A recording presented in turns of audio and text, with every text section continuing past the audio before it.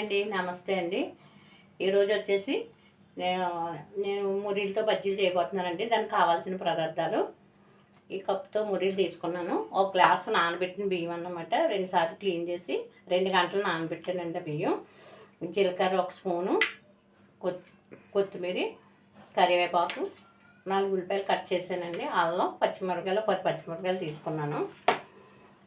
ఈ పచ్చిమిరపకాయలు, ఈ బియ్యం నానబెట్టి క్లీన్ చేసుకున్న బియ్యం మిక్సీ కొట్టేసుకొని మెత్తగానే మూరీలు వాటర్ వేసి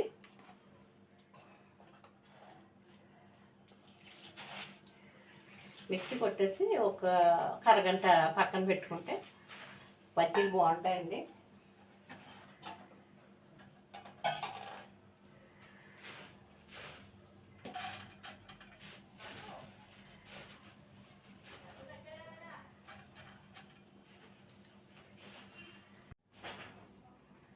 అయిపోయిందండి. మిక్సీ కొట్టేసాను బియ్యం పచ్చిమిరపకాయలు మిక్సీ కొట్టేసాను. కానీ పిండి ఇలా ఉండాలన్నమాట, మెత్తగానే.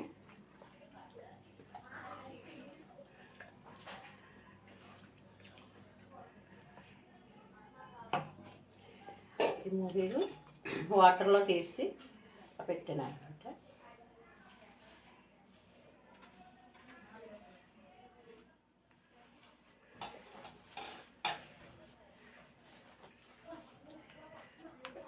సాల్ట్ సరిపడగా సాల్ట్ వేసుకోవచ్చు.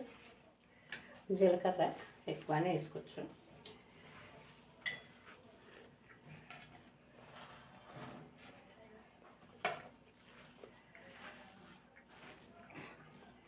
మైదా పిండి బజ్జీలు కంటే మైసూర్ బోండాలు మైదా పిండి వేసుకుంటాం కదా, దీంతో అయినా కూడా చాలా బాగుంటుంది.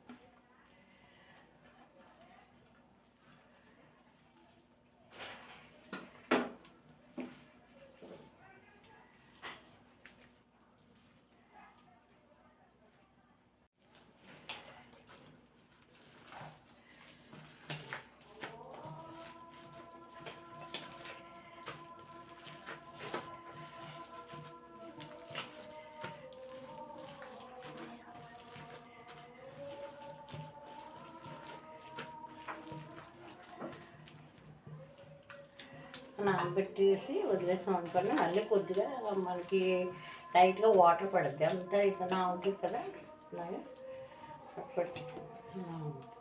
మైదా పిండి మైసూర్ బజ్జీల కంటే బాగుంటాయి అన్నమాట. ఇలా 1 నిమిషం మూత పెట్టేసి పక్కన పెట్టేసుకున్నాను. నానబెట్టేసుకున్నాం కదా పిండి, సరిపోయిందో లేదో చూద్దాం. అయితే సరిపోలేదు, కొద్దిగా ఉప్పు వేస్తున్నాను, సాల్ట్ వేస్తున్నాను.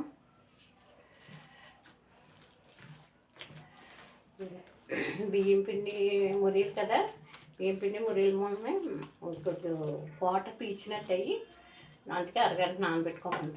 కొంచెం సరిపోలేదు కాబట్టి మిక్సీలో మళ్ళీ పచ్చిమిరపకాయలు కూడా సరిపోలేదండి, అవి వేస్తున్నాను. లైట్గా వాటర్ పడాలి.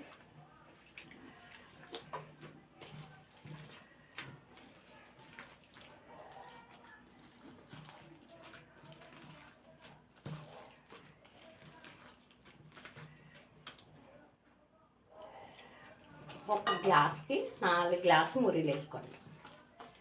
మీకు తగినంత మీకు కారం ఎంత అయిందో అది, ఉల్లిపాయలు మీకు నచ్చినట్టు వేసుకోండి. నేనైతే మీడియం సైజ్ 4 ఉల్లిపాయలు వేసాను, 15 పచ్చిమిరపకాయలు వేసాను అనమాట. ఏ గ్లాస్తో వేస్తారో ఆ గ్లాస్తో 4 గ్లాసులు మురీలు వేసుకోండి. కొత్తిమీర, కరివేపాకు, జీలకర్ర ఇదండి ఇలా ఉండాలి.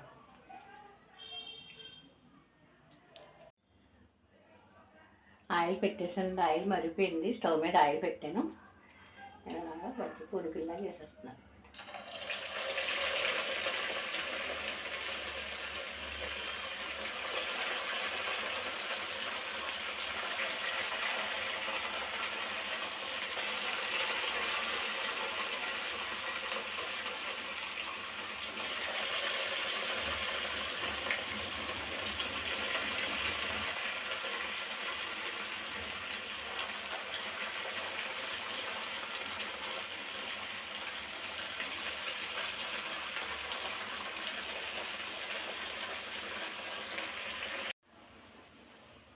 అయిపోయింది, బజ్జీలు అయిపోయి తీసేస్తున్నాను.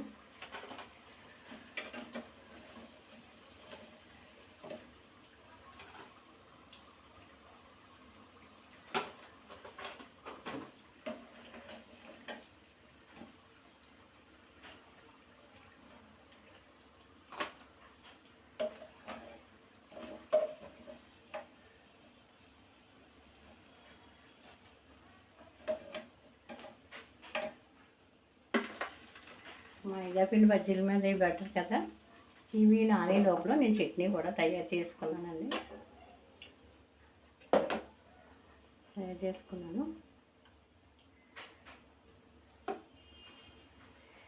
పల్లీలు కొబ్బరి చట్నీ అన్నమాట.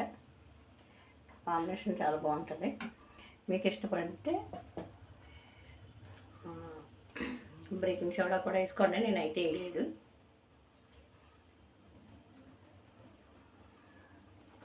అవి కూడా లాగా బాగుంటాయి మధ్యలో.